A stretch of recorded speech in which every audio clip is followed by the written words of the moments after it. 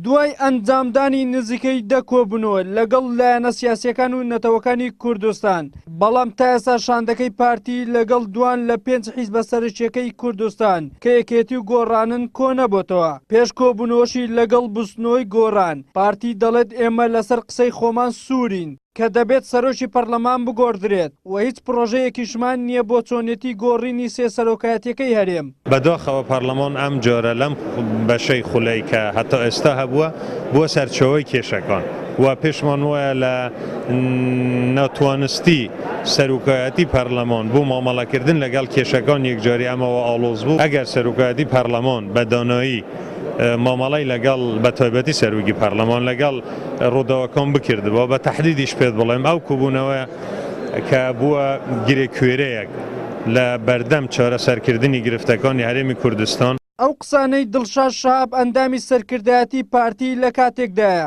لە ڕۆژی دووشەمە فازڵ میرانی سەرۆکی شاندی پارتی بۆ لای لایەنە سیاسیەکان لە پاش کۆبوونەوەیان لەگەڵ بەرەی تورکمانی لە لێدوانێکی ڕۆژنامەوانیدا وتی ئێمە لەگەڵ هەموو لایەنەکان کۆ دەبینەوە بە یەکێتی و بستنەوەی گۆڕانیشەوە، بەڵام چاوەڕوانی وەڵامی ئەوانین و پارتی و گۆڕانیش مەرجیان نییە بۆ کۆبوونەوە. ڕێکخەری ژووری یاسایی گۆڕانیش ئاشکرای دەکات تا ئێستا بەڕسمی پارتی داوای کۆبوونەوەی لێ نەکردوون. ڕاشی دەگەێنێت ئەوان نە مەرج بەسەر هیچ لایەنێک دەسەپێنن و نە مەرجیش قبول دەکەن. بەڕسمی ئاگادار نەکراینەوە لەلایەن برادرانی پارتی دیموکراتی کوردستانەوە بۆی کە کەی سەردانمانەکەن هەر کاتێک ئەوان بەڕسمی ئاگاداریان کردینەوە ئێمەش وەڵامی خۆمانە بێ بۆیان.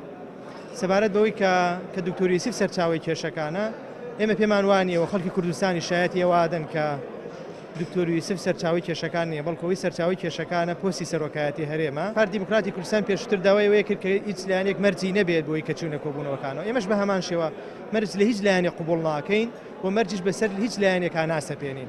سعدی پیرە ئەندامی مەکتەبی سیاسی یەکێتی لەسەر هەڵوێستی حیزبەکەی دەڵێت لە ئایندەیەکی نزیکدا وەڵامی پارتی دەدەنەوە. دواکەوتنەکەی لەسەر دوو شێوەیەکیان لە کاتی کە دەبوایە کۆبینەوە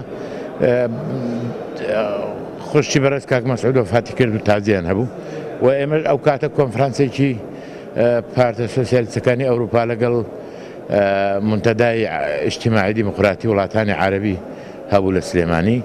ئەمڕۆ تایە بوو، ئەمڕۆ بەیانی تەواو بوو. ئێستا لێرەش قسەمان کرد، ئێستا ڕەنگە کاک فازڵ و کاک مەلا بەختیار بکەونە گفتوگۆ لەوەی کە ڕۆژێکی معەیەن دابنێ. کۆمەڵی ئیسلامیش پێی وایە دانانی مەرجی پێشوەخت بۆ کۆبوونەوەکان گەڕانەوەی بۆ خاڵی سفر، بۆیە پێویستە هیچ لایەنێک پێشمەرجی نەبێت و دەبێت سازش بۆ یەکتری بکەن. پێویستە هەموو لایەنەکان ئەوەی تا ئەوەندەی کە پێویستە لە داواکاریەکان و دانانی مەرجی پێشوەخت بۆ گفتوگۆ و حەلی کێشەکان بەڕاستی شتێکی باش نییە، شتێکی ئیجابی نییە. ئەگەرچی هەوڵەکان بۆ شکاندنی بەستەڵێکی نێوان لایەنەکان بەردەوامە، بەڵام تا ئێستا شاندەکەی پارتی کە ماوەی 15 ڕۆژە دەستی بە کۆبوونەوەکان کردووە سەردانی سلێمانی نەکردووە لەگەڵ نەیارە سەرسەختەکەی کە بستنەوەی گۆڕانە کۆ نەبۆتەوە. دیاریش نییە کە چ ڕۆژێک لەگەڵ ئەو حیزبە کۆ دەبێتەوە. وەلی سەلیم، کەناڵی ئاسمانی پێم، هەولێر.